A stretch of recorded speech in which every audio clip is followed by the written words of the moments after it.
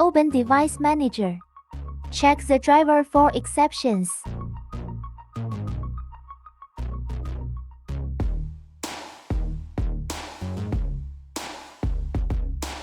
Open the settings. It shows that the fingerprint is not available.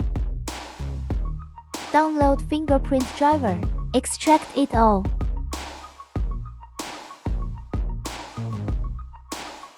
Select Update driver.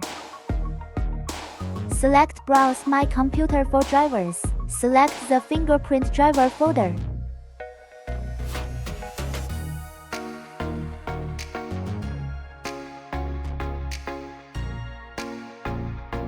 Check if Device Manager is back to normal.